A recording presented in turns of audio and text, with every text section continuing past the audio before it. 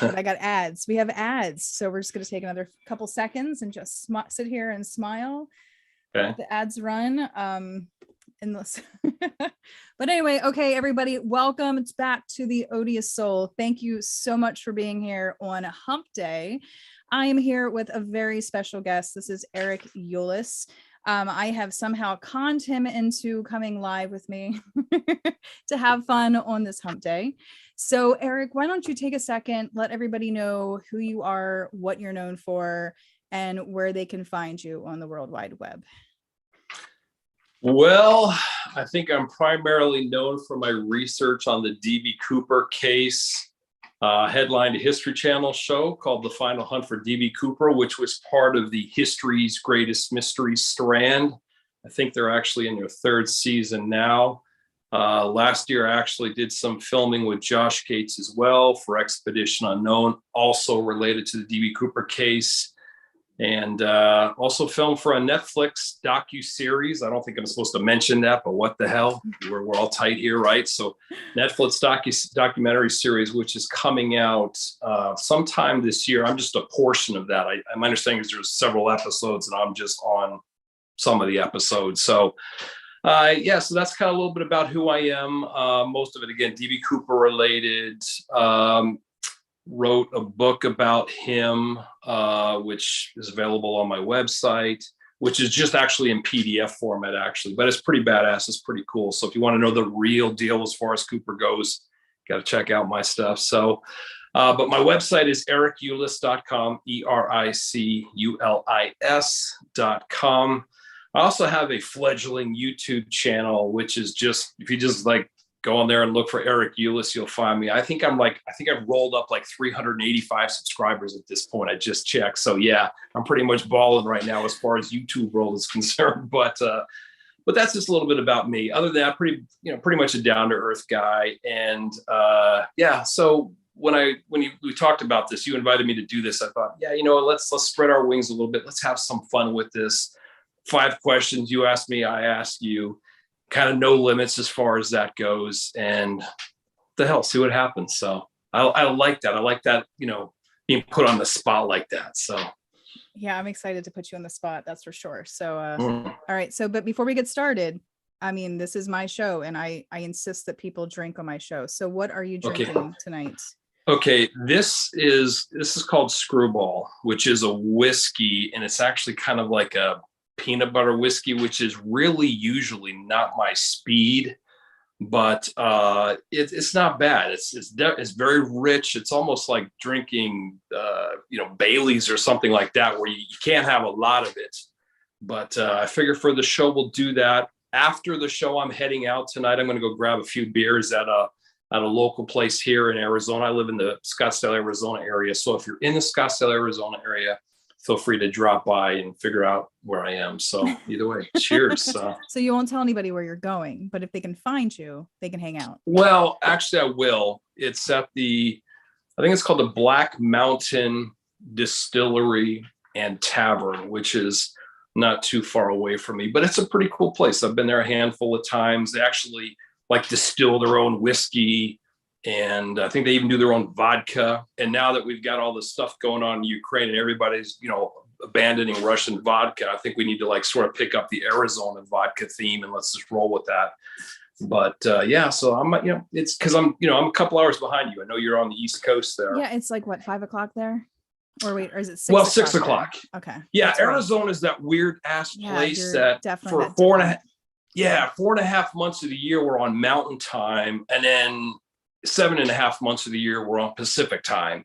So right now we're on Mountain Time, so I'm 2 hours behind you. I think until, isn't it like March 11th or something? I don't know. When daylight savings. Siri just changes all my clocks for me, so I don't have to worry about it. I think it's something like, it's like in a week and a half, something like that. But at that point, the 11th or 13th, something like that, then we kind of flip back onto LA time. So we're on Pacific time, which I actually prefer. I think Mountain Time kind of sucks, but I prefer to be on. I think Pacific sucks even worse. I mean, you guys are so far behind us East Coast people. I mean, it's just like we live a whole day before you even wake up. But I am drinking tequila, of course, tequila, seltzer, and lime. What else do I drink? So that's what I'm drinking this evening. And before we go any farther, I do want to just go through the room. Oh my gosh, I just saw that John Wayne Bobbitt's in the house. How are you feeling, John? Let me scroll all the way back up. You guys are already having fun in chat. Very dangerous. So Rob G, I already said hi to you. Adam, all the way from the UK. Thank you so much, Adam, for staying up late to join us. It's all in chat. And of course, Packer Jack is here. Let's go for a walk. Hi, how are you doing tonight? USA, China, what's up? And William, Bobby Brass. Are you going to be good tonight, Bobby? I hope so. Actually, no, I like it when you're naughty, but don't be naughty against me. Be, just be fun naughty. Hi, Joe. What's going on? Okay, Larry is up in here. Apollo. Hello. Holy, thank you so much for sharing Eric's website. I appreciate you. Wayfarer. Hello. Finding DB Cooper is in the house. Who else do we have? Houday is here. Hey, what's up? Davi B. And I think that's pretty much it. Oh, and Alan K. He did make it. Alan K, you've made it. Okay, so Alan, I had not already asked 5 questions. The questions have not started. I told him to tell us about himself, or maybe I did ask him about drinks. None of those count until I say we start, though, right? Yeah, that's right. None of the questions I've already asked count. So, but thanks for pointing that out. And everybody, it is Alan's birthday today. So everybody, please say happy birthday to Alan K. He is one of the searchers in our lovely Forrest Fenn community who has really pushed the DB Cooper connection to Forrest Fenn.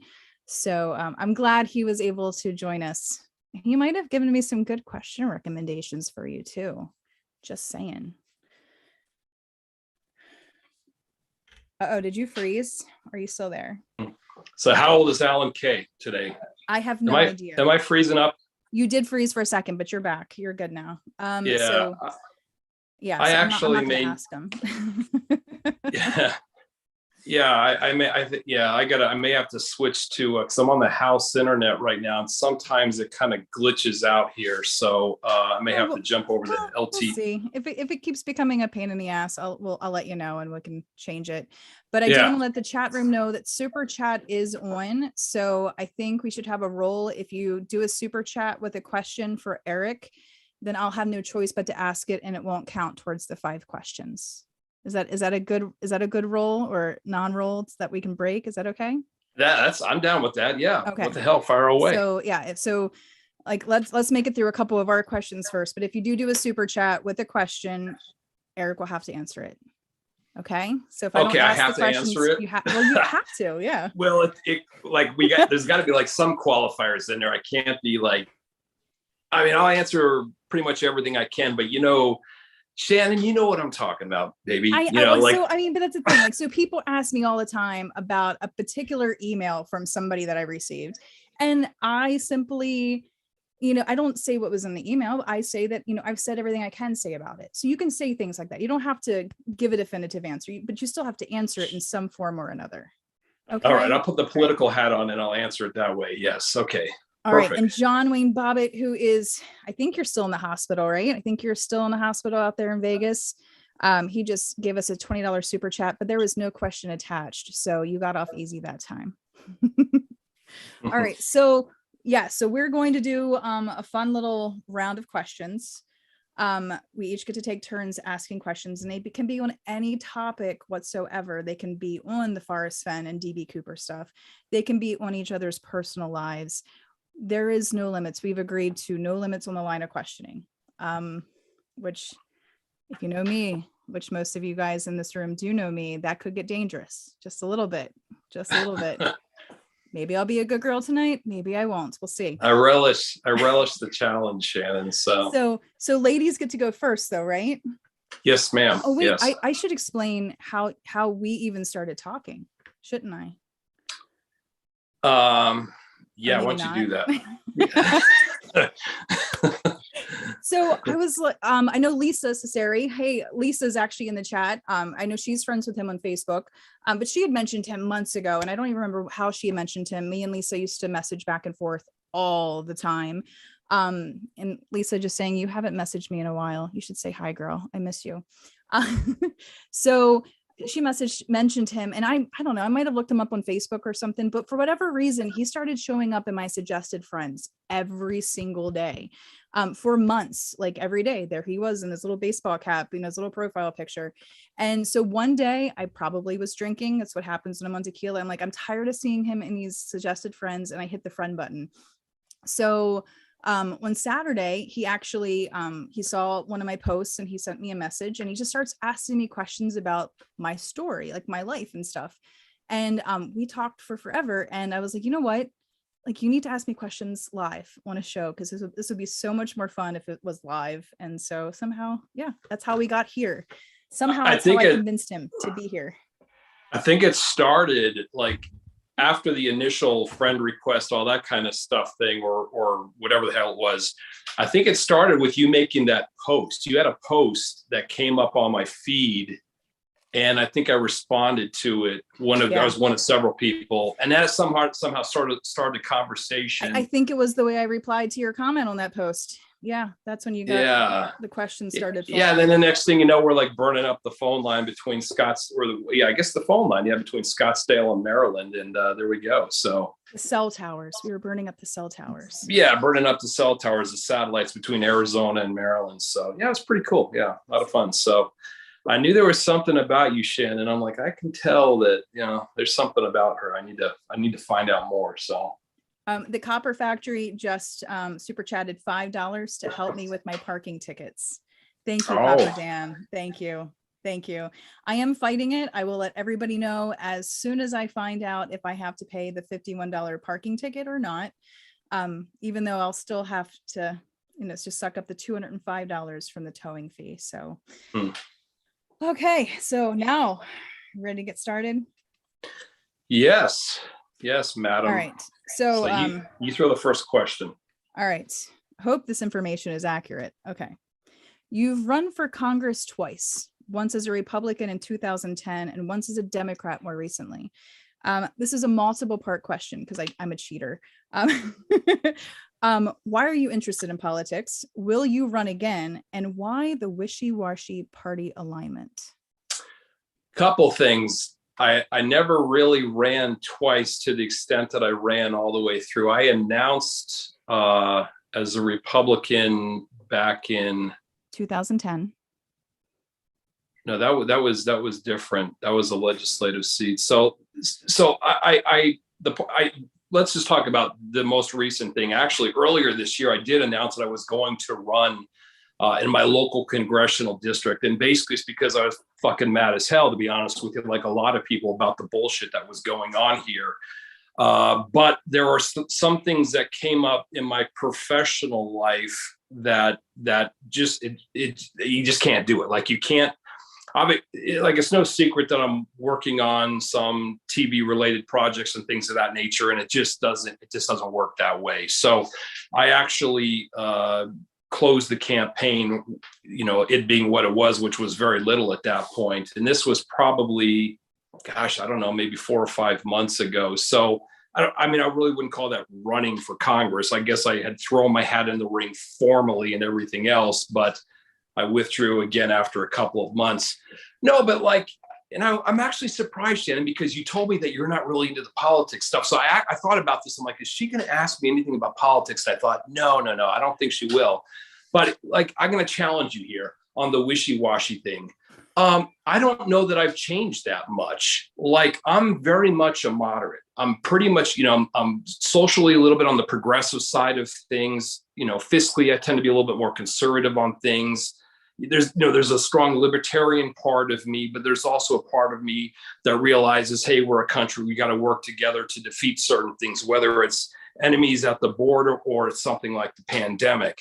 So what I have seen, and I don't think I'm alone on this, what I have seen is really sort of a galactic shift in kind of where the parties are with respect to certain issues, primarily among the Republican Party. I'll just put it out there. This may not be popular for some people. I really don't give a shit. I think Trump sucks. I just hate that guy. I didn't like him from the very beginning. And there's just no freaking way that I wanted to be associated with the Republican Party as long as this guy was the standard bearer. So Politically, it's not that I'm like a big fan of Joe Biden or the Democrats or anything like that. But let me put it this way: at a minimum, I can't support somebody who tries to overthrow the fucking government. So that's just where I am with respect to that. So I'm pretty passionate about that. Will I run again at some point? I don't know. I mean, it just depends on where things evolve. I've got a lot of opinions. I've written a lot about politics. I enjoy talking about politics. I'm a first generation American. My parents came through Ellis Island. I'm the first generation of my family born in the United States. I was actually born in Washington, D.C., literally like 2 miles from the White House. Can I ask where your parents came from and it not count as a Yeah, question? yeah.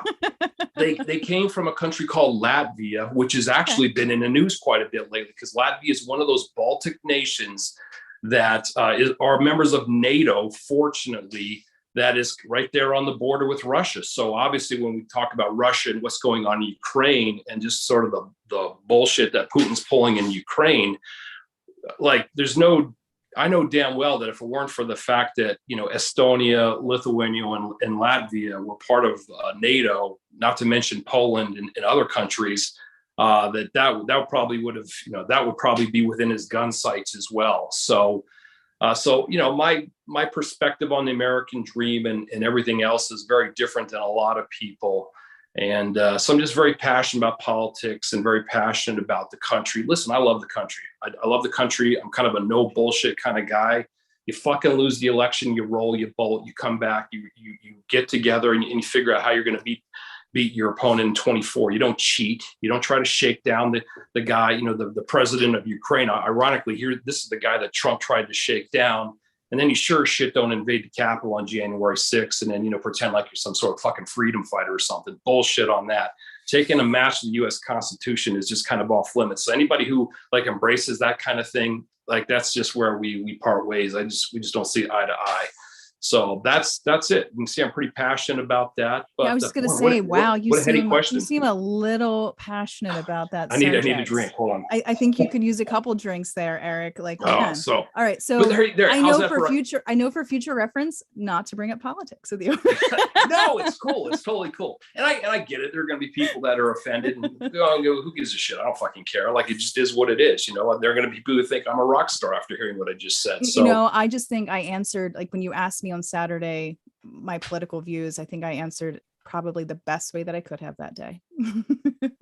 I recall you pretty much saying that you just don't engage with politics pretty much. Yeah. And I said, I'm kind of gray. I'm all over the place. Like, I don't really fall anywhere. When I take the little test, I find that I'm more libertarian than anything. But like, there's things that Democrats support that I like, and there's things that the Republicans support, but I don't want to be called either one of them. It's, they're just, to me, they're both evil titles these days. The thing about it is, like the problem. You know what? We should just move on. We should move on from this subject. You should ask me my question now. Okay. So, all right. So we'll go there. I'm just gonna cut us out. I'm gonna wait. Let me take a sip. Okay, take a sip there. So I decided I was gonna I'm gonna dial it back. I'm gonna kind of talk about something, or my first question is going to revolve around something that's a little bit more in each of our orbits, and that relates to Fenn, because obviously you're into that thing. So when you think about, obviously it's been found and all that other kind of stuff, great.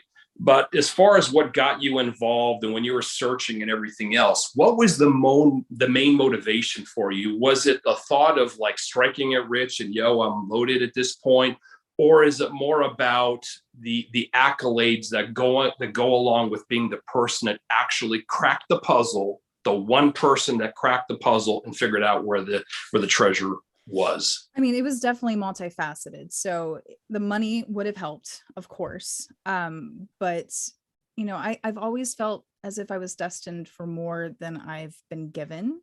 And I don't know, I guess part of me thought maybe this could be that thing that I'm destined for. This is a thing that I'm supposed to be known for. The poem didn't seem particularly hard at the time. And I mean, yes, $1 million prize is enough to get me to spend a week in the wilderness, which I ended up finding that I actually like the outdoors. Yeah. And I want to be outside more. And it was a great adventure. And I love having adventures because of that whole experience. But yeah, I mean, I wanted to be the smart one to figure it out. I mean, of course, you know, to Yeah. prove your worth and your value and to prove that you were right. Heck, we have a community right now where we pretty much know the area where the chest was found. I mean, it's being told to us by people who know where the chest was. And we have told a community where this is, and they're still like, I still get emails every single day from people saying, no, that's wrong. I was right. Here's my proof.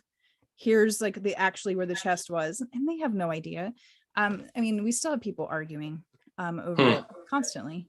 I mean, Yeah. I think like when I like just looking at myself and just the way that I approach things, like one of the other things probably that's a little bit more relevant is like the Isabella Stewart Gardner Museum heist, this big, huge art theft that took place in March of 1990 in Boston, where 13 pieces of art were stolen. Current value for these pieces is between 500 million and $1 billion. It's actually the biggest property theft in the history of the world. The biggest single property theft right there. None of the pieces have ever been found, and like we don't even really know who did it. So I mean, the law enforcement has kind of said they know who did it, but I kind of think they're full of shit. But like when I think about that, there is a $10 million reward to find these pieces of art. And that's on the table right now. So if you roll up and find that shit tonight, yeah, you just made yourself $10 million.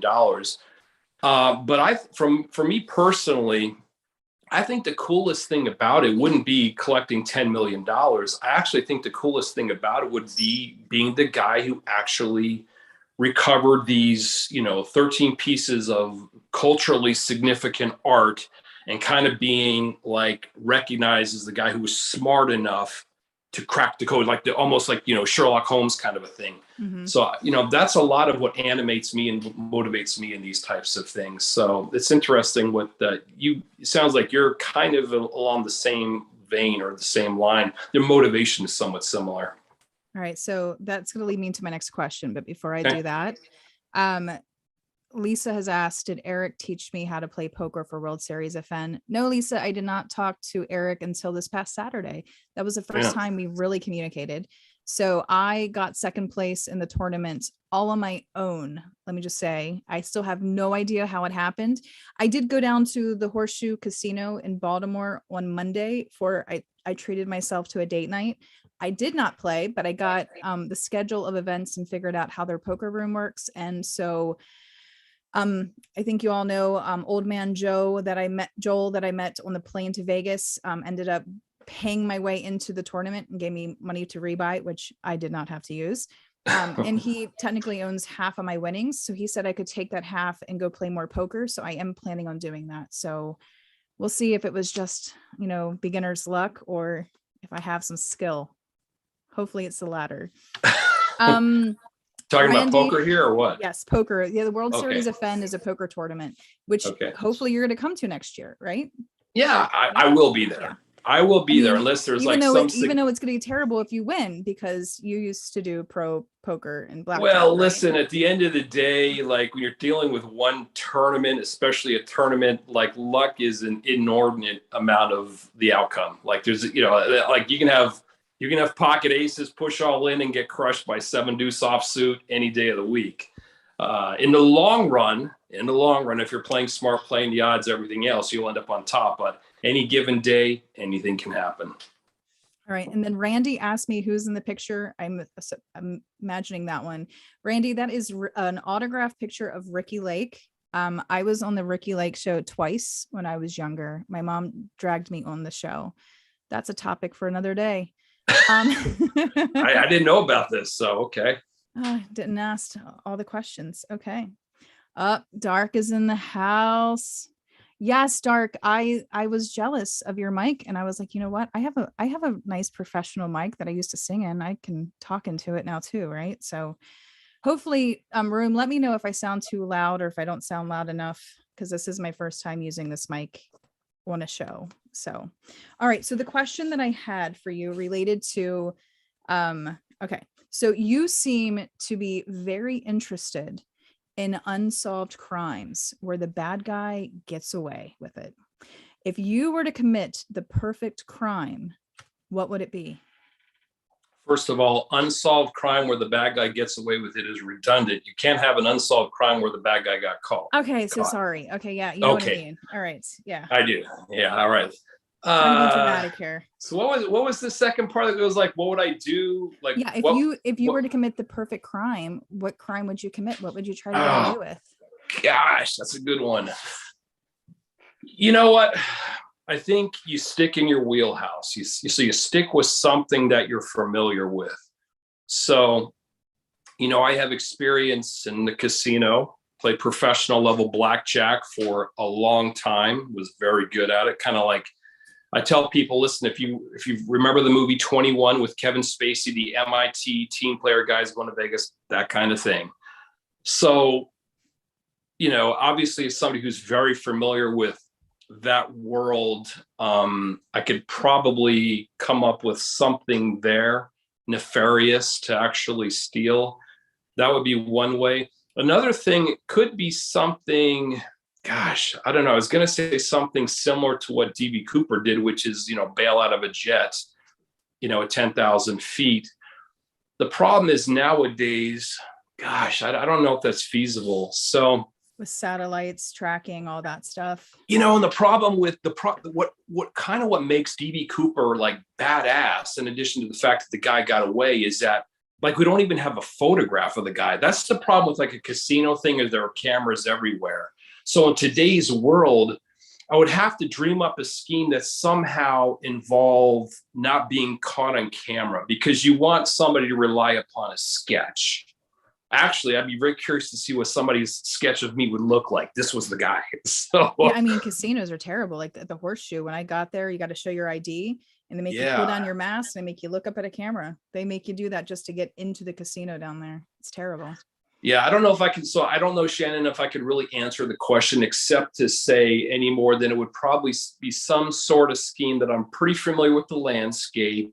And I think it's, I'm able to kind of replicate to some measure what Cooper did, in as much as there are no photographs of the guy. He kind of came and went, disappeared in thin air, and just leave it up to people like us to decide, is the guy alive or not? Or, did he come from Seattle or come from Taiwan? I mean, that kind of thing. So that's probably where I would go as far as that goes. So, okay.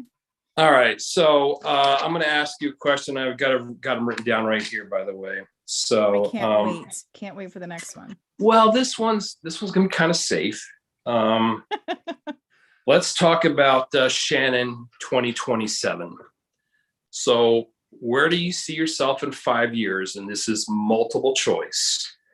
Multi-millionaire is choice 1. Married is choice 2. Famous, choice 3. Choice 4 is none of the above. And choice 5 is all of the above. So multi-millionaire, married, famous. All the above, none of the above. Where do I want to see myself, or where do I realistically? This is like we've just zipped forward to March 2nd, 2027. 5 years, yeah. We do the math. March 2nd, 2027. So what does Shannon's life look like? Man, that the number 2 like really throws me off there. I mean, I'm still waiting. I'm the married. Yeah, I'm still waiting for an annulment now from a marriage that didn't work out. A marriage that wasn't even freaking real, apparently. I'm still a little traumatized over that experience. So I have no idea how I would be number 1. Actually, I will win one of the jackpots for the Mega Millions or Powerball one day. I will. Okay. I'm manifesting that shit, and I will claim it in the universe when it knows that I'm ready. I will win a jackpot. That and it could be within the next 5 years. It better be. Okay. Okay. Famous. I don't know if I ever really want to necessarily be famous. Not like Kardashian famous. Like I like the level of fame I have now, where I can go to a World Series of Fun and everybody knows who I am and I can hang out and have fun. But I never want to be too famous to where I have to look over my shoulder or have like security and bodyguards. Like I don't want to be that famous. So I'm going to say number 1, I Okay, will be so a multimillionaire. multi-millionaire. Yes. Okay, so that's where Shannon will be, March 2nd, 2027, multimillionaire. There's a reason that I know you. Yes. Perfect. I'm claiming that one. That's what I'll claim. I had to work through that though. That really made me have to think there for a second. Yeah. Okay. Good. Good. All right. So no, wait, I got to ask you a question now, don't I? I'm going to need a drink. All right. Room, are you behaving yourself? You all know the rules. Of course, everybody has to be nice to each other. Otherwise, anything goes. Looks like the chat is doing pretty good. Okay. Let's do a DB Cooper question. Does everybody want to hear a DB Cooper question now? Is this your question, Shannon, or is this somebody in chat? I have a few questions here that I can ask you. Related to DB Cooper. I just got to figure out which one, or I don't know. Because I did ask the community what questions they would like to know. Okay. All right. I mean, like one of them I think is obvious, but okay. So what is the most debated topic or bit of information over there in the DB community? What is the most controversial thing that you guys argue about? Very easy. The flight path. Here's the deal, folks. The FBI has this map with this felt pen mark that kind of squiggles down, from Washington down to California, ultimately over to Reno, which is where the jet first stopped. And that is supposed to be the path, or that's officially believed to be the path that the jet took.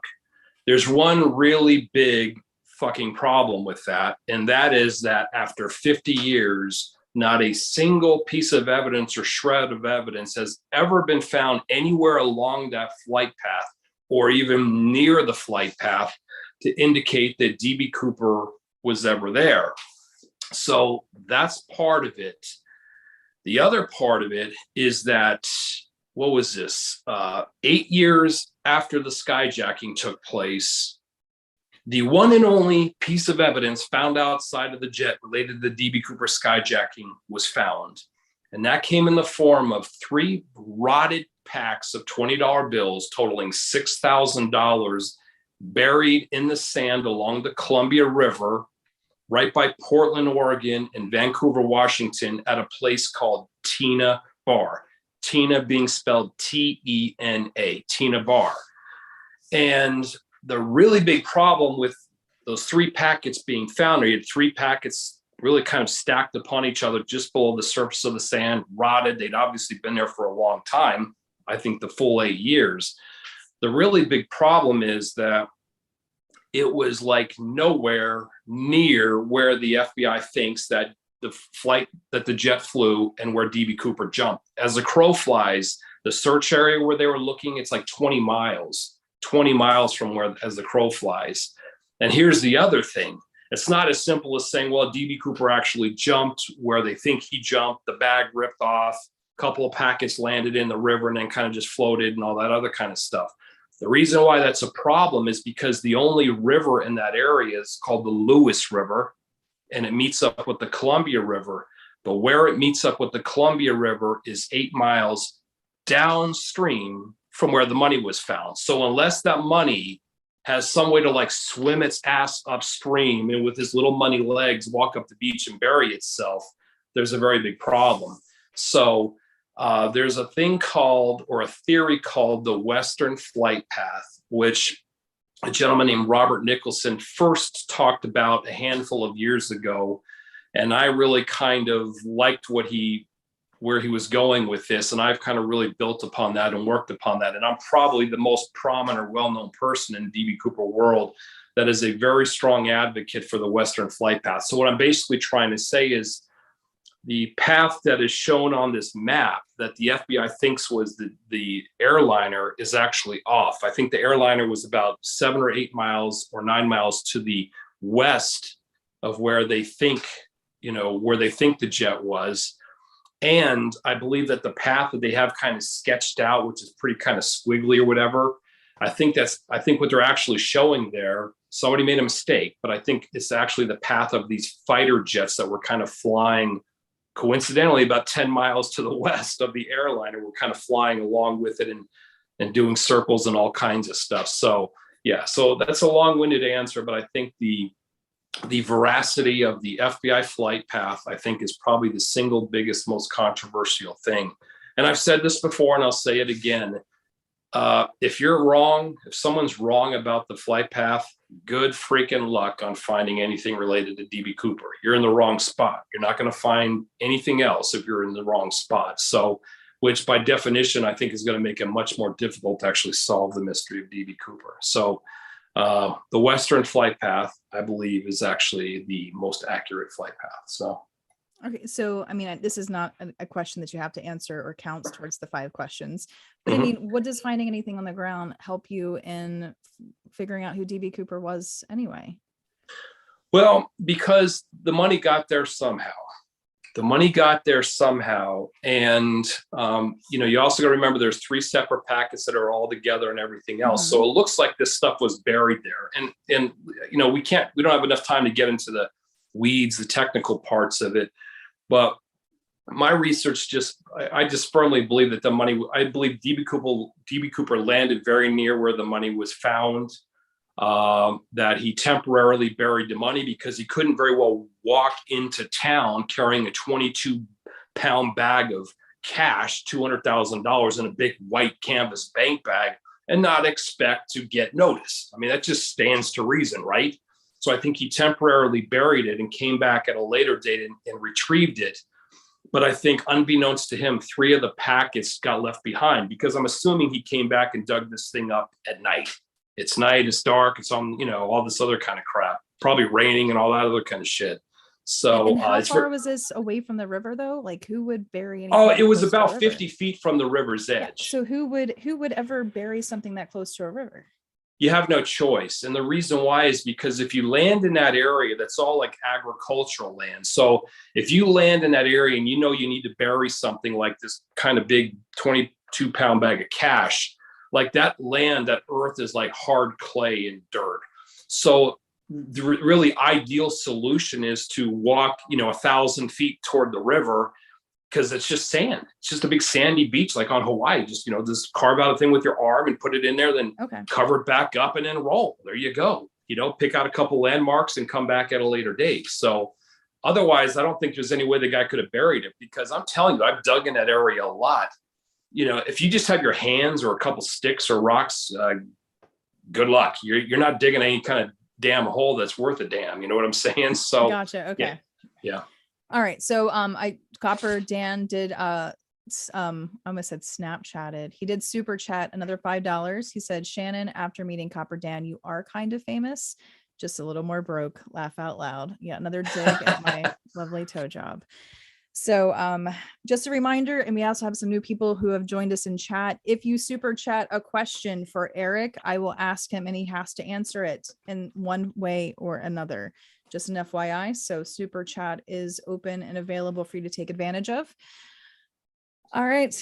And then that's next questions for me. So it's me. I think I got to ask you now. Yeah. Okay. Make it a good one. Make it a good one. Okay. I mean, again, this is kind of dialed back, Yeah. We're really behaving ourselves this evening. Well, we will. So this is one though. Okay, so let's say you are stranded on a desert island, and you get to have 3 things. You get 3 choices. One of them is what album, what music album, what album do you have? And of course, I'm assuming you can listen to it. So what album do you have? That's it. The only music you can listen to. That's the first thing. The second thing is what alcoholic beverage do you have on the island, this desert island? And the third thing is unlimited quantities of it. Well, yes, we're just kind of assuming in fantasy land here that there's a big stash of tequila or whatever, So and then the third thing is like what food? Like what food item would you select? So we're talking music, alcohol, right. Music's food. Easy. I would do Vivaldi's Four Seasons. Really? Yes. You're into I'm a big Vivaldi fan. So I'm a big classical music fan. I mean, that might not, like, most people would probably listen to this and be like, yeah, right, you're bullshitting, Shannon. No, I love the Four Seasons. What's your favorite season? Stop. What's your favorite I season? know, no. So there is. Hold on. There. You got to go with summer. No, I'm gonna I'm gonna say something really inappropriate here in a second. Just give me a second. Let me pull it up. I got a playlist, and there is a song. Whoops. I can't see the entire title of it. That's the problem with this. There is a song. It is the violin concerto in G minor, and if I can go over, it is it's not going over. Where? Come on, keep going. Nope. But anyway, it's like a 3-minute and 2-second song.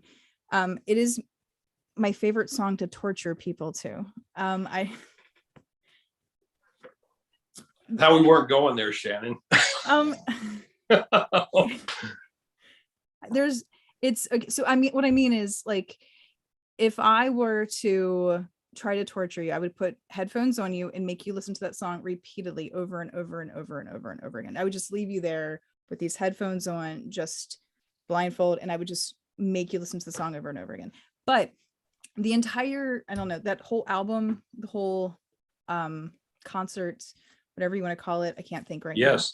I'm all distracted. 4 seasons, Vivaldi's 4 seasons. Yes. It goes through so many different emotions, and there's always so much you can pull out of it, and you never listen to it the same way twice. And I think if I'm stuck on a desert island, I want something that I can constantly re-explore, and something that will consistently bring up more emotions in me, and, you know, bring me joy, and then make me feel and all the different things, because that's what I need. There's a lot of great albums. I mean, like, I really want to say Led Zeppelin 4. I mean, I love that album, but like, there's so many albums that I love truly and deeply, but I think I would get the most out of Vivaldi.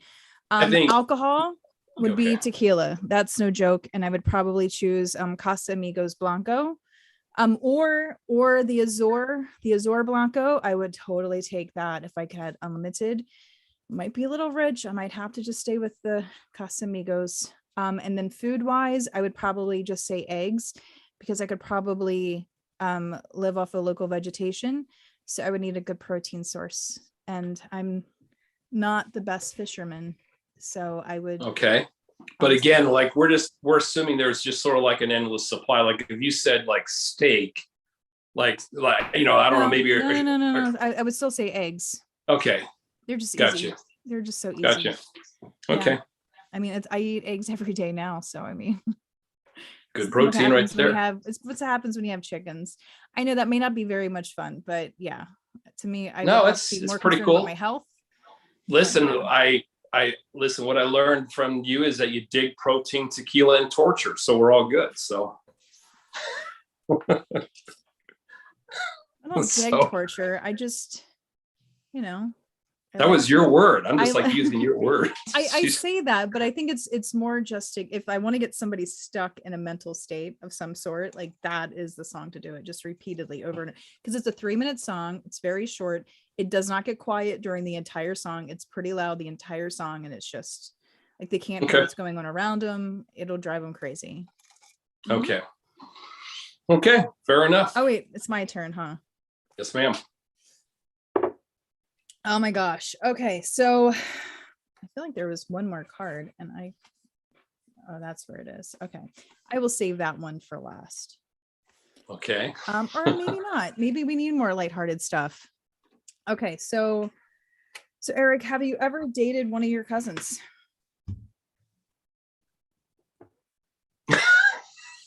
I know where this is coming from, Shannon. The answer is yes. And the qualifier is third cousin once removed. Yes. I probably shouldn't say anything else. I probably shouldn't say anymore. So I will say that Queen Elizabeth and Prince Philip were third cousins. So, but yeah. So that justifies everything right there. If the queen You can know do what? it, so can Eric. That's kind of it. Like if the royals can roll with it, then Eric can roll with it. Well, you know why the royals can now marry outside of the royal family? It's because of all the inbreeding issues that they had, though, right? Yes, I see. Yeah. I see. Yeah. I cannot believe you actually asked that question. I feel like you told me to ask that question. No, I didn't tell you to ask that question. No, I didn't tell you that. No. You were obsessed with that question. You were yeah. I wasn't obsessed with the fact. That was like your favorite thing to joke about. Mm-hmm. Well, that's always my favorite thing to joke about. Yeah, that's don't worry. I will save my fifth and final question for a DB Cooper question. So don't worry about that. No, that's good. No, and frankly, people probably care more about cousins than DB Cooper, honestly. So extended cousins. I don't know this community. I mean, Alan Kay and Nick had a nice little back and forth, like in one of our Forrest Fenn groups when I posted, what should I ask? So, I mean, I think Nick really held his own and answered some stuff that now I don't want to ask you. So, you know what? Again, we kind of have no limits here. So in that spirit, I'm going to ask you a question. Okay. Okay, Shannon. So you and I, we spend the night together in a hotel. Okay. So what are you more concerned about? My ability to keep my hands off of you, or your ability to keep your hands off of me?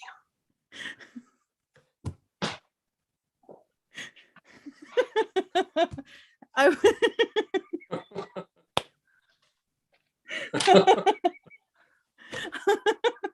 can go there too. Like I can kind of, I can't even say the word. And who knows? It may have even happened at one point. We already may know the answer. Let's have some fun with that. What? No. No, obviously I'd be more concerned about you keeping your hands off of me. I mean, obviously. You are a liar. I am very red in the face right now. I know how to behave myself. That's not a problem. I'm like, you have to answer you. What's that? Said you. I'm a little worried about you. You're a little worried about me. I'm just a dialed back guy that likes DB Cooper and whiskey. So that's all. So. Oh my God, that question. I'm harmless. There's not enough tequila in that glass. Okay. All right. So, all right. Last question for you. Oh, yes. Number 5. All right. So do you think that there is any way possible that Ha Ha Ha book was written by Forrest Fenn? And do you think that book even matters when it comes to the DB Cooper mystery?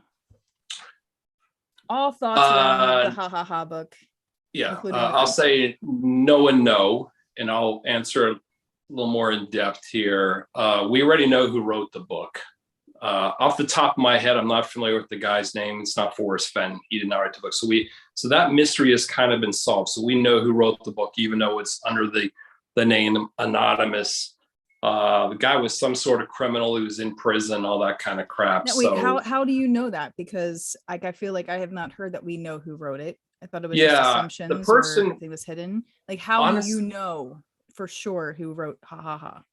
Yeah, the person that is best qualified to answer that question would be Darren Schaefer, who runs a podcast called the Cooper Vortex. He actually dove quite a bit into this and interviewed some principals from the publisher and all that kind of stuff, and was able to drill down and ultimately determine with certainty who it was that wrote the book. So I don't want to pretend like I know more than I know as far as the details go. That's me just being smart. But from what I've heard, what I've seen, I see no reason to doubt it. At the end of the day, the question is much more vanilla than that, though. It's like, did Forrest Fenn write the book? I see absolutely nothing to support this notion that he wrote the book. It just doesn't make sense on a number of different levels. And, is there any value? Does it somehow tell the truth of the DB Cooper story, whatever? No, we can prove that as well, because if I'm not mistaken, that the book actually, which I have, and I've read through parts of it, but then I couldn't handle it anymore, talked about like money, like how the money that was found ended up getting decayed like it is. Let me show you something. I'm gonna step away for just a second, folks. Just a second. All right, you do that. I'm gonna go. No, I'm right back. Fast. Oh no! I literally said just a second. So there's a reason for it. This is a DB Cooper bill. See that? Yeah. You see that's how it's all kind of chipped around the edges and everything. Yes. That's what you're seeing right here is an actual bill. It's one of the actual bills. Actually, I'm seeing my reflection more than anything. Okay, well, either way, I hope that people can kind of see that. But that bill there, basically what you're seeing is about 25% of the original bill. 75% of it got rotted away and everything else. And it was pretty universal. The decay around the bills was even around the whole bill. So that's why I wanted to step away for a second. But I think in the Ha Ha Ha book, if I'm not mistaken, it basically explains that by saying they stuck it, they put the bill on like fishing line and let it like dance around in the river for months and all that kind of crap. And that's just been proven to be false. There's scientific evidence that helps explain how the money got to the to where it is. There's these things called diatoms and all this kind of crap that's on the bill. So there's like what I'm getting at here. I've had a couple, I'm 80% the way through this drink now. So my mind isn't, like I'm not in the mood to like dive into the science of it all, but I'll just say that there's scientific evidence that proves that the story as it's laid out in the book related to the money in particular is just bullshit. So it's a cool book. It's cool. It's fascinating. It's interesting, but DB Cooper, no go, baby. All right. Is there somebody out there who has a question for either one of us? I mean, nobody's done any super chats recently. I seeing a lot of things about how Ben, how Ben is probably losing his shit right now. I've talked with Ben. Yep, I've talked with Ben. I've talked with Ashley. Yes. Mm-hmm. Hey, actually, Ben is joining us. I just see he's on here. Hey, what is up, Ben? How are you this evening? Tell your woman I said hello. I love her, by the way. I love Ashley. Okay, so Mike N, I'm off topic, but has anyone tried using a metal detector in Dealey Plaza to try to locate the third JFK bullet? Oh, you might be able to answer. Well, I think they've done all kinds of things to locate the third bullet in Dealey Plaza. It apparently, hit a curb and kind of just basically almost vaporized or whatever. So, he's talking about this person, whoever this person is referencing a piece that I wrote regarding the mystery of the third bullet, JFK, because that's one of those things that I'm big. Like I've told you, Shannon, I'm a big JFK fan. I really kind of get into I'm not dwelling on the assassination. Another unsolved mystery. No, it's not unsolved. It's totally solved. Like, for people who, like I said, I'm one of these guys that just doesn't go down these rabbit holes with conspiracies and crap like that. I mean, I'm interested in the math, the science, the facts, the evidence, and I've done quite a bit of. So who shot JFK? Lee Harvey Oswald, him and him alone. Wasn't a part of conspiracy or anything else. The Warren Commission got it right. The Warren Commission essentially got it right. The one thing that the Warren Commission determined is that there were 3 shots that Lee Harvey Oswald fired at the limousine. One of the 3 completely missed the limousine. They're not sure which one it was. Was it the first one, the second shot, or the third shot? Most people believe it was the first shot that missed. I've said that perhaps it was, but it also may have been the third shot that missed. Why that's interesting, why that's important, is because if the third shot missed, that means it was the second shot that actually killed the president. And he immediately fell over in Jackie's lap and everything else. So if there was a third shot taken afterward, what was Lee Harvey Oswald, or who was Lee Harvey Oswald shooting at? And I've said that that may indicate that he was actually also trying to kill the first lady as well. So I've said this before, that if that in fact was the case, that he was also trying to kill her too, that, you know, even though November 22nd, 1963 was obviously a horrific day, it actually could have been worse. So, you know, and I realize that's little consolation, but nonetheless, that's just, I've written about that. That's on my website, the ericulis.com website. So I know that's what the question is built around. So boy, how's that? We're getting like all serious now. We're talking about I love how we go from blushing to serious faces. Okay. Get naked to getting serious. Like, it's crazy, you know. So yeah, okay, yeah. Okay, Larry, you definitely missed a great show. Lucky Digger wants to know your thoughts on Walter Reca, RECA. Yeah, Reca, no way in hell. I don't even know who that is. Explain. He's a guy that confessed to being DB Cooper. It's actually a taped confession that took place over the course of an extended period of time. When he passed away, the individual that recorded the confession, the tapes were released and everything else. The problem is that for anybody that listens to it, it's clear that he was being led on by the questioning. The other thing is that how Reca described the skyjacking taking place was just completely false. You know, it's just completely no way in hell. And probably the biggest thing is that what the people that believe Reca was DB Cooper believe is that he actually jumped and landed near Cle Elum, Washington. Cle Elum, Washington is due east of Seattle by like 60 miles. So in other words, it's about 100 miles away from where he actually jumped.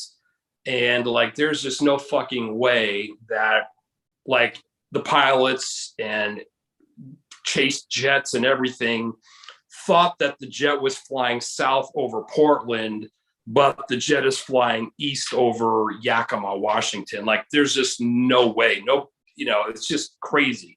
So it's an interesting story, but it's nothing more than that. It's just a story. So the chances of Walter Reca being DB Cooper are 0.0. For comparative purposes, the chances of Eric Ulis being DB Cooper are 0.01. So there you go. I actually have a greater chance of having been DB Cooper than Walter Reca. All right. So Finding DB Cooper is asking, who is your favorite searcher in each of our communities other than ourselves?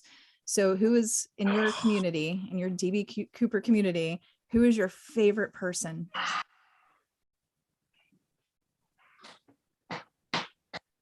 It's a really good question. I'm going to answer the question like when we say searcher, I'm going to talk about somebody who actually contributes something to the case. Wow. Because there are some people that I like a lot of people. I kind of like everybody. I'm pretty much a happy-go-lucky kind of guy. Even people that are pricks, I kind of like, okay, I get it. They're pricks. That's just the way they're hardwired. Whatever. Who cares? So I don't hate anybody, even though I did say I hate Trump earlier. I didn't mean to say that.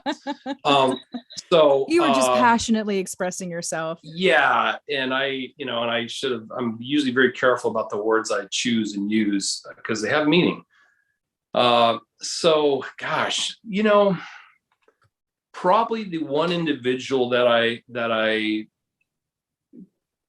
kind of appreciate the most, I'm going to say, is a gentleman named Tom Kay.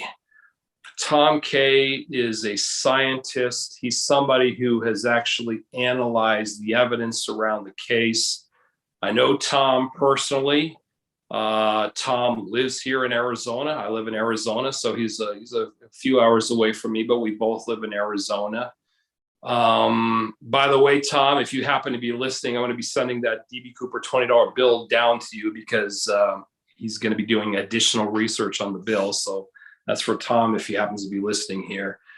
But I would say Tom K. Just because some of what he has actually uncovered is really critically important, and so I mean, there's a lot of value in that, and I appreciate that very much. That said, there are a lot of people that I really enjoy in the DB Cooper community. And we have a Facebook group as well. For anybody who's interested in learning more about DB Cooper, I actually have a Facebook group called the DB Cooper Mystery Group. We've got 1,900 subscribers. It's a private group. So if you want to become, a member, just, ask to become a member and I'll green light it. But it's very cool. Like, we got a lot of people talking about, and sort of like the rules of the road as far as to go is like, everybody's open to put forward theories. Everybody's open to talk about suspects and things of that nature. Nobody's gonna roll your ass. Nobody's gonna kick you or anything like that, or kind of talk down to you. I mean, we've got a really civil, really great group of people. So, and I know that there are people that are part of the Fenn community that are also part of the DB Cooper world. So, as far as the Fenn community more of us goes, are creeping over there. It's crazy. So sorry about that. No, it's all good. As far as Fenn is concerned, gosh, honestly, wait, Shannon, before you get into the Fenn thing, I gotta say who is my favorite searcher person in my community. So hold on. Slow down. So is each one of us answering the question then? This is with the chat. Yeah. Okay. Did you actually ever ask me the fifth question from you?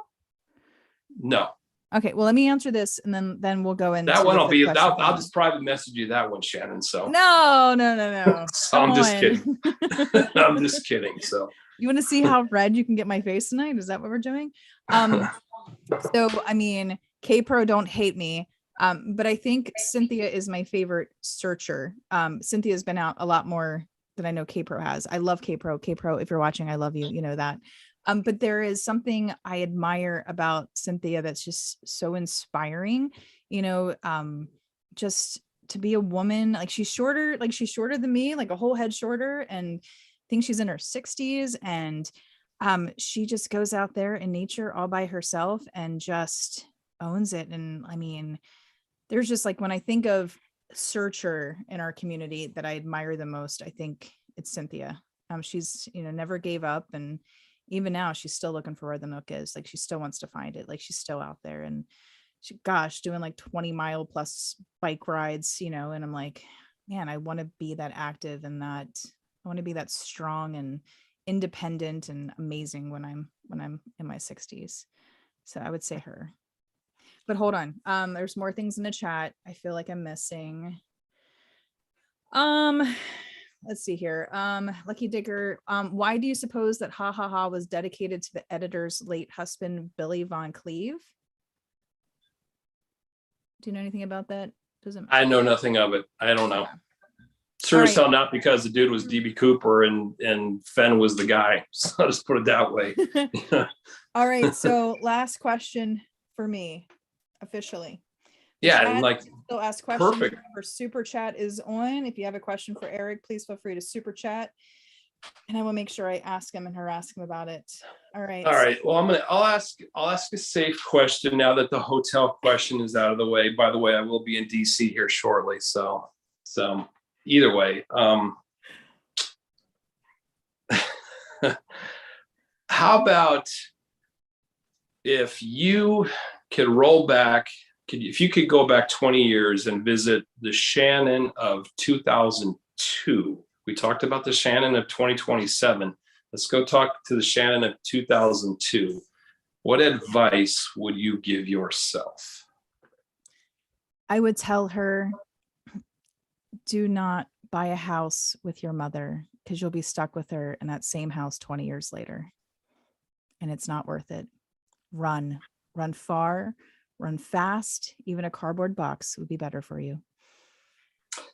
I'm assuming Mom's not listening right now. No, she doesn't watch my stuff. Okay, that's good. Yeah, because there's like some, that could like be a matter of some issues there. And you did, which is interesting, because I know you posted something on Facebook yesterday or the day before about, where should you move? Where would you move? And like I said Arizona, and you kind of shot it down a little bit, but well, I mean, you did say that you weren't going to be there for much longer. So why would I move to Arizona for you or because you're there? Like, no offense, but that's so not wait a reason to minute. move to So Arizona. what you're So I am the saying, person who I've been in the same county for 42 years of my life. I okay. have lived in the same house for 20 years. Before that, I lived in another house for the house I grew up in for like 20 years. I am a Cancer. I move, I put down roots, and I don't want to go anywhere. Plus, I have a lot of stuff. Like, it's going to take a tractor trailer to move my shit. So I don't want to, just be someplace short term and then, have to move again. I want to go and be someplace else for another 20 years. That doesn't make any goddamn sense to me. What you just said is that you asked the question of like, if you were to move, where would it be and why would you go there? Yes. And then you just gave me a reason why you never are going to leave. Like, that's not the premise No, of the I'm question. saying I want to go someplace, but I want to be in that place for 20 years. So why wouldn't, like, let's say Arizona, for example, why wouldn't you come here and live here for 20 years? Because you said to move to Arizona for you, and you're not going to be there for 20 years. I mean, logically, like, even if Arizona is a wonderful place, you did not say that about why to move to Arizona. You said Arizona, me. That's right, because Yeah. it was a two-part question. Where would you move and why? And I just said Arizona and me. So, Yeah. And I'm like, I'm not going to spend 20 years in Arizona for you because you're not going to be there. So like, that's not a logical reason. So if I stay, we got a deal. No, we don't. Okay. All right. I'm used to, I do like places that are green. Like that was one thing about when I visited New Mexico, just all the brown, like there's so much, like no wonder people have to buy expensive pieces of art because there's not a lot else to look at. Like the only way you get color in New Mexico is if you buy a painting.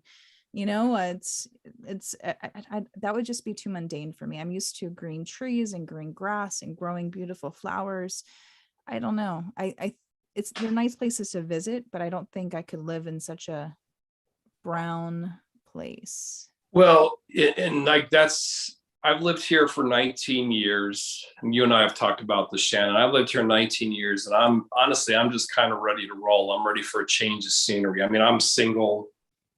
I'm just saying I'm single, so like there's nothing tying me down, nothing and no one as far as that goes. So I've looked pretty seriously at the Seattle area because I actually did live in Seattle, and Seattle's a great area.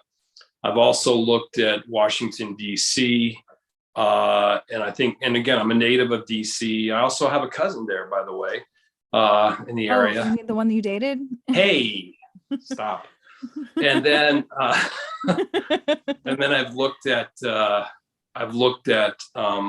like New England, like specifically like Southern Rhode Island, right there on the water, Newport or Narragansett or Bristol or someplace like that, for those of you familiar with that area. So I'm trying to decide. I don't know. I really don't know. I've looked at like Western North Carolina, Western South Carolina, maybe even Central South Carolina. I have a friend that lives down there. I don't think it would go any farther south than that. I mean, I have looked at San Antonio, Austin, and like when I look at the real estate prices in Austin, they're up like 76% over where they were, 2 years ago. It's freaking ridiculous. Yeah. And I can't lie, I'm worried about all the Californians moving in. No offense to all of you California people out there, but God, if you bring your restrictions to Texas, God help Texas, it'll be a completely different place in a matter of 10 years. But it's weird when you look at a place and, you're like, wow, I wouldn't have to mow the grass there. I guess that's a plus, Mm-hmm. But yeah, I don't know. Wherever I go, it has to have water. I don't want to pay for water, and I don't want water restrictions. I mean, that's definite. Dallas is also pretty cool. Like I like Dallas. Fort Worth was really fun. I went to Fort Worth. I mean, Dallas, I'm not big on Dallas, but Fort Worth is like an hour and a half away from Dallas. Fort Worth, I would totally move to. I think it has enough of an artsy music scene that I could be happy there. Yeah. I've never been to Austin, but honestly, I've never heard of anybody who's ever been there see a single bad thing about it. Everybody seems to like Austin. So like I guess that would actually even be a possibility. I'd have to check it out first, but I don't know. Or maybe I just stay here in, the Phoenix area.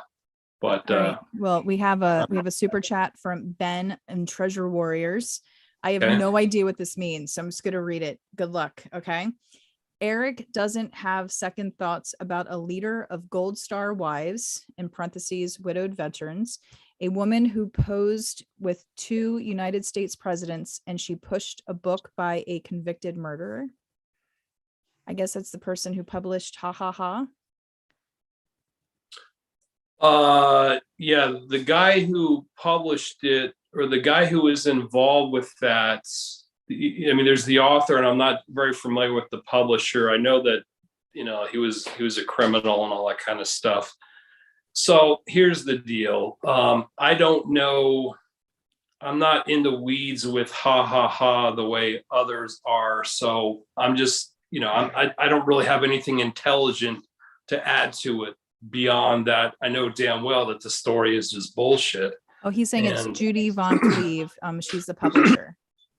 Yeah, maybe. Yeah, I don't know. I mean, again, like here's the thing. Let's just talk straight here. Okay. When it comes to DB Cooper, I don't give a fuck about the fantasy DB Coopers and the fake bullshit. And DB Cooper was some black ops guy, or he was ripping off money for President Nixon's re-election campaign, shit like that. Like, my only motivation was finding out who the fuck the real guy is, the real DB Cooper, the real cat that pulled this thing off. So I just have very little patience, and I'm just not going to give a lot of brain power beyond sort of the minimum amount to sort of the peripheral, fantastical bullshit stuff. Ha ha ha fits into that category. I read through the book. I don't think I read it cover to cover, but I read enough of the book where I just realized, no, it's just fiction. That's just all it is. And I'm not like dogging on anybody. I mean, great. Okay. It's a book and it's kind of a cool story and whatever. Some people believe it. But it's just not the truth. And that's just it. I mean, it doesn't change anything. So again, kind of where I live as far as the Cooper research goes is what I would characterize as more serious stuff. And because again, I'm trying to figure out who the real guy is. And I'm just kind of wasting my time, by my estimation, you know, figuring out who the fuck the publisher of Ha Ha Ha was. Who gives a shit? Seriously. How's that? Fair enough. Okay, fair enough.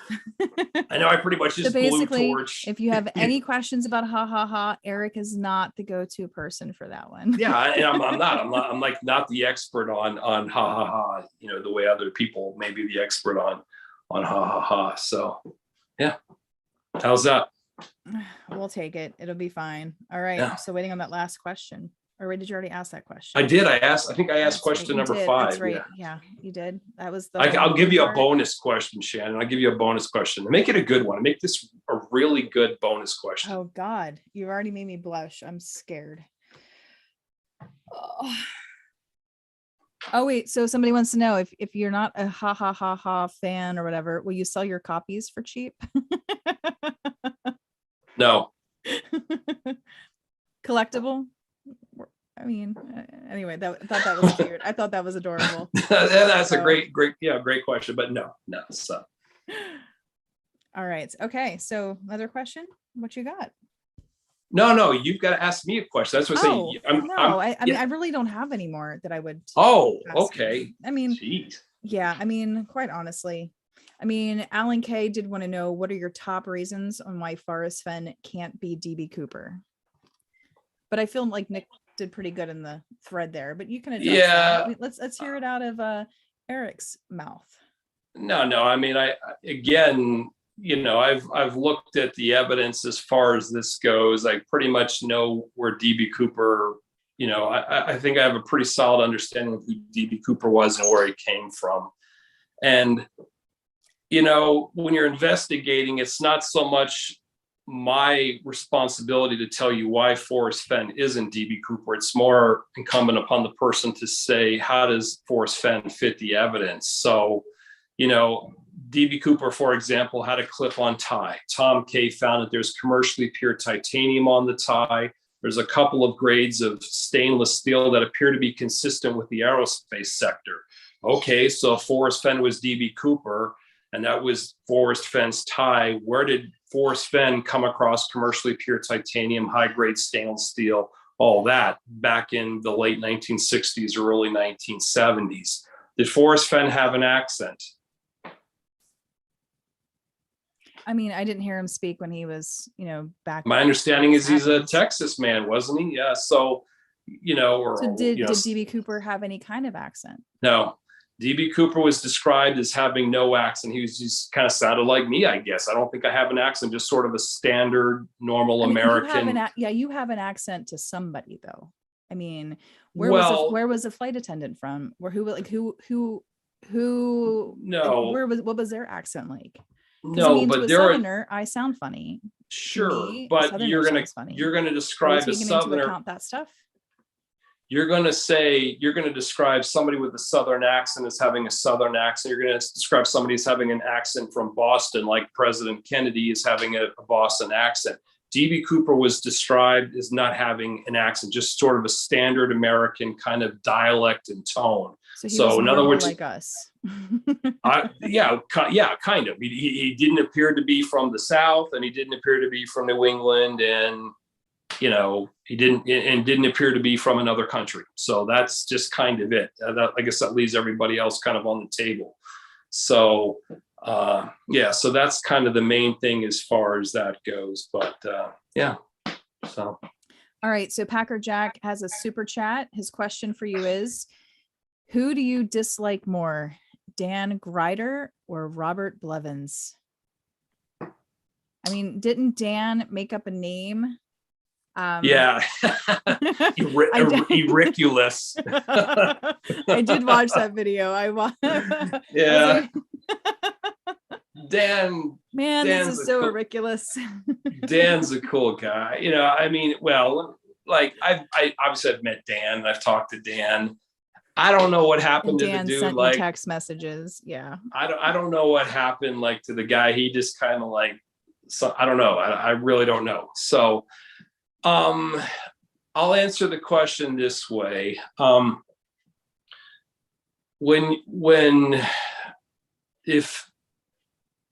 don't think it's just in the DB Cooper world.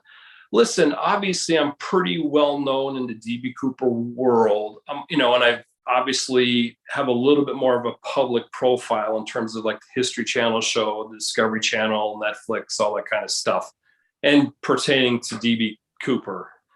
And there have been obviously a number of podcasts and interviews and stuff I've done. And it just comes with the territory. Like if I'm just not going to complain about stuff like that. Whether you're talking someone like Greider, whether you're talking somebody like Blevins, whether you're talking about other people, obviously, I don't care for a lot of the kind of, incoming that comes my way. But I also understand that just kind of comes along with the territory. So I don't complain about it. I'm an optimistic person. I'm a happy person. I don't hate anyone. I wake up every day in a good mood, and I don't know, what makes some people tick, why they find value and worth in attacking other people and other people's thoughts and ideas. That's just not how I roll. So I really can't control that. I cannot control them. What I can do is control myself and how I respond to that kind of adversity. Occasionally I bite back like everybody. But I think by and large, I'm kind of bulletproof. I am who I am, and it's all good. And there we are. So, we'll just call it all good on all fronts. I feel you. Lord knows I have a few haters out there, and I mean, haters are just misinformed fans. If they want to throw energy my way, I mean, they might mean for it to be negative, but it's still energy that they're sending me. Yeah. So I will take it. I will accept it. I'll block them. But hey, you want to talk about me? That's great, right?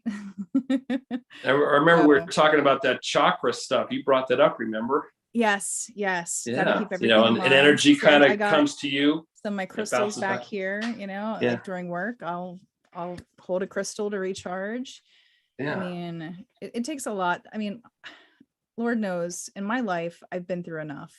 If somebody wants to talk shit about me, it's not going to break me. It's not, I mean, if anything, the only time I get myself in trouble, there's 2 times where I get myself in trouble. I can keep my mouth shut most of the time.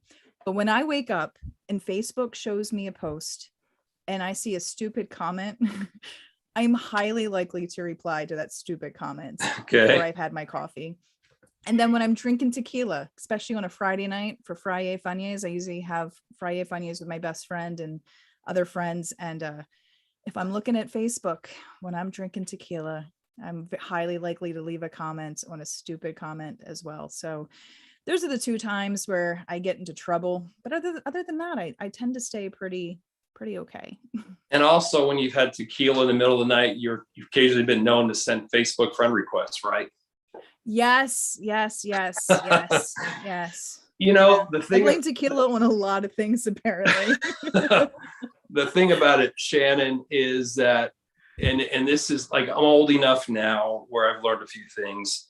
I don't know everything, obviously. I'm like, I hope I'm learning till the day I die. But at the end of the day, you know, where people get into trouble is when they try to pretend there's something or someone that they're not, and they don't own their failings and their flaws. Listen, you can Google my name, and like, I got baggage, I got bullshit too. Like, there's stuff out there.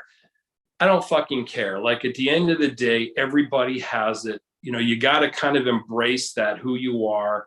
The objective in life is hopefully to advance, to kind of grow, or whatever the deal is. So, you know, that's just it. So there honestly is nothing that anybody could bring up to me, you know, about anything that I've done, or maybe even stuff that I didn't do, and where I'm going to like cower or, you know, run away from embarrassment or whatever, because I own my record, you know, the good, the bad, the indifferent, and everything else. And that's it. And I think as long as people kind of do that and understand that everybody's sort of in their own way walking the same path in life, nobody's walking on water yet that I'm aware of, then it's all good, you know, and that's it. So, and that also helps me, I think, be pretty diplomatic when it comes to people who, like I said, you know, that they kind of lob that incoming toward me, whether it's Grider or whether it's Blevins, whether it's somebody like that.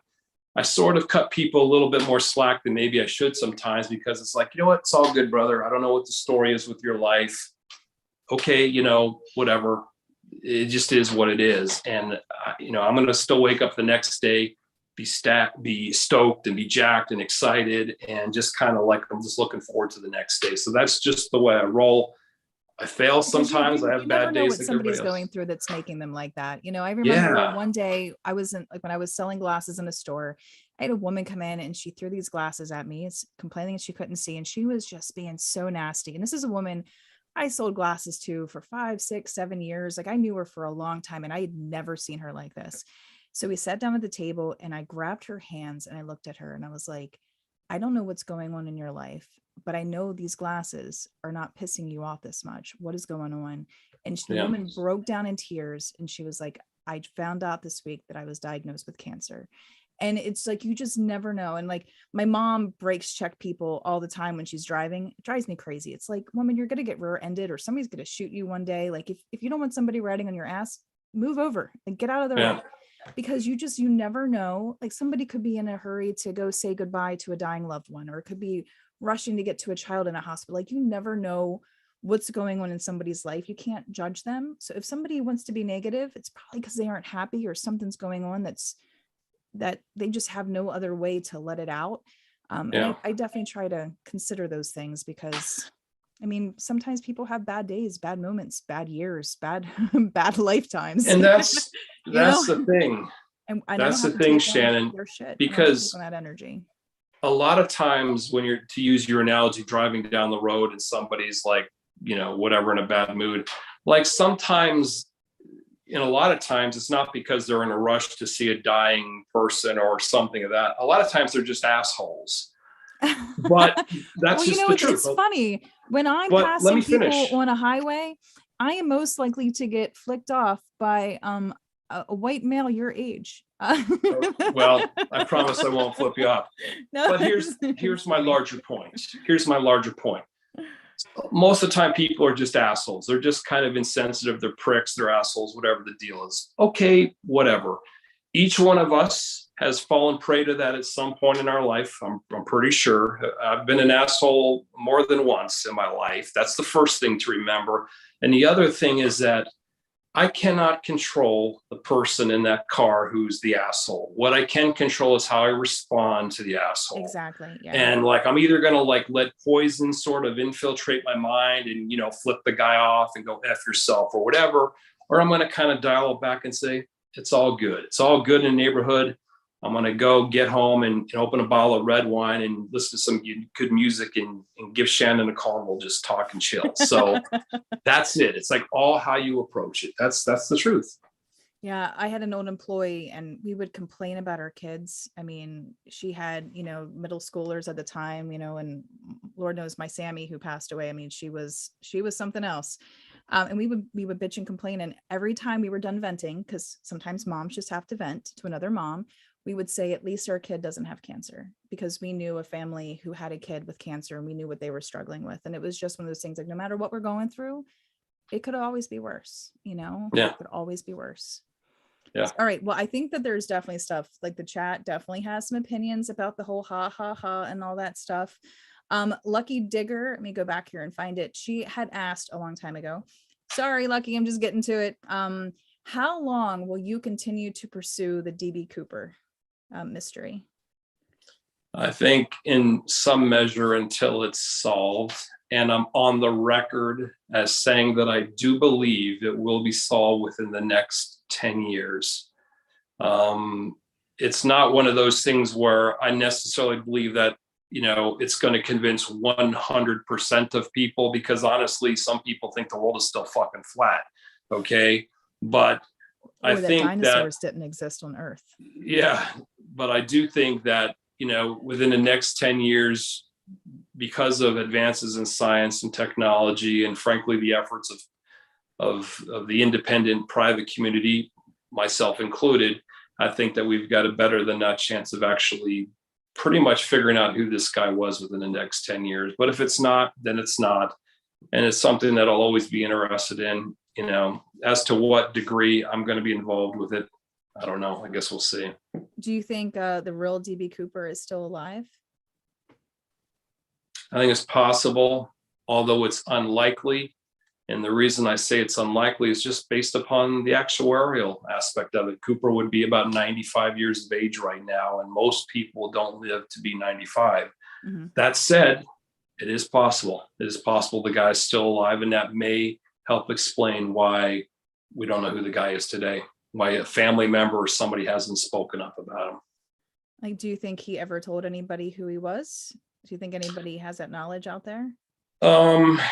It would seem likely that there's at least one person, a spouse or, you know, a brother or someone like that. It would seem likely that that's the case.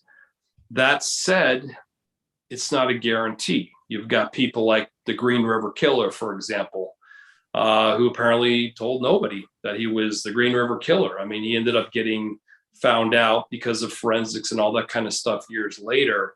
So, you know, that may give us an idea of how DB Cooper thinks of the crime. In other words, I've always believed that DB Cooper was not a career criminal. I think this was a one-off event for the guy. And honestly, he probably, I just think he was some dude, some middle-aged guy just jammed up financially. And for whatever reason, he decided this was his ticket out of his problems, extort 200 grand and walk away. And, you know, if it was a one-off event and you almost can't even believe he did it, once he did it kind of a thing, I can envision a scenario whereby he just tells nobody, you know, he's just, you know, because if there's one thing that I can say with some measure of certainty, if there's one thing that DB Cooper valued as much or more than the money, it's his freedom. I'm pretty sure his freedom is at the top of that list. So if you know, not spending the money or not talking about it is what is required for him to maintain his freedom, I think that was a deal he was willing to make, and perhaps he actually did make that deal. So if they figured out who, is there a statute of limitations? Could he still get charged and tried? or is that done with? Like, how does that No, work? there's no statute of limitations in the Cooper case because he was indicted under what's called the Hobbes Act, which is a capital offense. There are no statute of limitations in capital cases like that. So he theoretically could get prosecuted today. That said, as a practical matter, and I've talked to people, because I've got friends in low places and high places like Garth Brooks, that as a practical matter, the guy wouldn't get prosecuted today. I mean, he may walk in front of a judge and whatever, shame on you, DB Cooper, whatever, that's it, but nobody's going to spend a single day in jail related to this case at this point. Case, yeah. Yeah, no way in hell. Just no. All right. So Adam over in the UK says, seems to me no one in the DB Cooper gives a credence whatsoever that Fenn has anything to do with DB Cooper. Would that assumption be correct?